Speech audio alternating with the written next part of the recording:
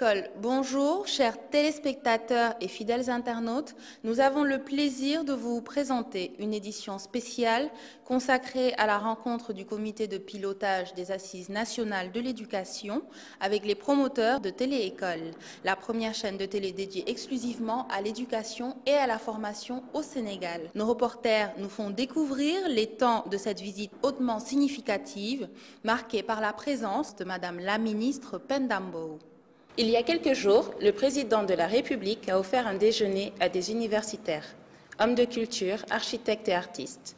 Le professeur Abdou Salam Sall, en prenant la parole, a proposé au président la création d'une radio-télévision éducative pour prendre en charge la problématique du développement par le savoir. Cette proposition a rencontré l'élan d'une initiative privée qui date de plus de 4 années, mais lancée il y a 1 an, Téléécole. Ainsi, le mercredi 15 janvier 2014, Téléécole a reçu la visite du Comité national de pilotage des Assises de l'éducation. Cette visite intervient suite à la présentation du projet de Téléécole par le promoteur Hassan Boub au professeur Abdou Salam Sall et aux membres du Comité de pilotage des Assises. Le dit comité a jugé opportun d'inviter Madame la ministre Penda Mbow à se joindre à la visite. La visite des studios a été précédée par la présentation de la toute nouvelle régie de la télévision. Les invités ont ensuite fait le tour des installations et découvert la magie Téléécole à travers les décors tous empreints de la touche personnelle de l'équipe. Des productions de la télé ont ensuite été projetées. Cette rencontre a permis de poser les bases de futurs partenariats publics-privés et de réfléchir autour des stratégies à mettre en place pour le rayonnement de Téléécole. À Téléécole, tout le monde participe. C'est dans cet esprit que Madame la ministre a apporté sa touche au contenu en ligne. Installée sur le plateau du Grand JT, elle s'est prêtée au jeu des caméras pour s'adresser aux téléspectateurs. En fait, il s'est agi d'un cours magistral universitaire qui ouvre la voie à la tonalité escomptée des cours de révision prévus dans la rubrique Téléclasse de Téléécole. Madame la ministre donne son cours. Je suis absolument émerveillée par ce que j'ai trouvé cet après-midi.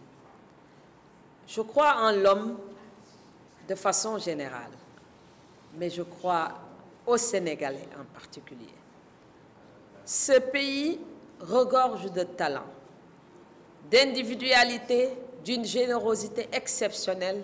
Et je crois que ce que M. Mboub vient de nous relater est le reflet de cette générosité. Ce pays a les ressorts qu'il faut pour se construire. Et lorsqu'on se réfère à l'histoire du Sénégal, on est absolument confiant parce que c'est un pays qui, de mon point de vue, s'est construit de manière tout à fait particulière comparé à beaucoup d'autres pays africains. On n'a pas suffisamment réfléchi sur pourquoi l'ancrage de la démocratie dans ce Sénégal depuis au moins 1789, parce que le Sénégalais est très fier d'avoir déposé ces cahiers de doléances à la constituante de la Révolution de 1789. Je crois que c'est un pays qui s'est fondé sur la recherche de la liberté et le besoin de la liberté. Vous savez que nous faisions partie d'entités politiques vastes depuis l'Empire du Ghana entre le IIIe siècle et le XIe siècle après Jésus-Christ, qui a disparu avec la révolution des Koussa que notre ancien professeur Abdoulaye Bathily a raconté, ou l'histoire du Ouagadougou-Bida qui a fait disparaître cet empire pour céder la place à l'empire du Soso, mais particulièrement l'empire du Mali, jusqu'au XIVe siècle. Après, on a eu l'empire Songhai de Gao, XVe siècle essentiellement.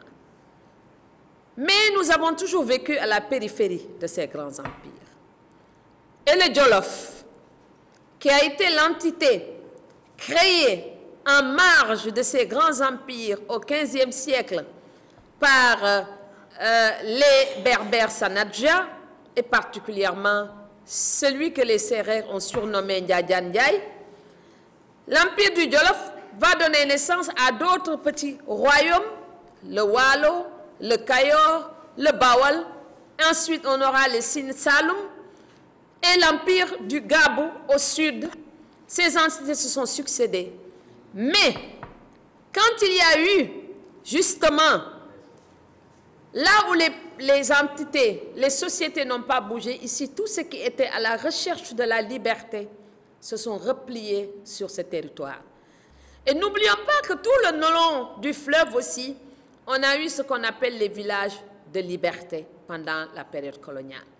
Alors l'homme sénégalais s'est bâti fondamentalement autour de l'idée de liberté. Et je crois que c'est une explication que nous pouvons creuser pour expliquer pourquoi nous aimons la démocratie et nous sommes attachés à cette liberté. Je crois que tout cela fait partie de notre héritage que nous devons absolument sauvegarder. Et je souhaite vraiment beaucoup de succès à Télééducation, Téléécole. Et c'est avec plaisir que je reviendrai dans des cadres plus élaborés pour parler à ces élèves et étudiants. Ce qui fait que la radio, elle doit être avant tout un instrument d'éducation, comme la télévision. Et j'espère, dans ce foisonnement de radio, de télévision, la vôtre va se distinguer et bon vent à Téléécole. Voilà. C'est sur cette note universitaire que prend fin cette édition spéciale qui augure des lendemains rayonnants pour Téléécole.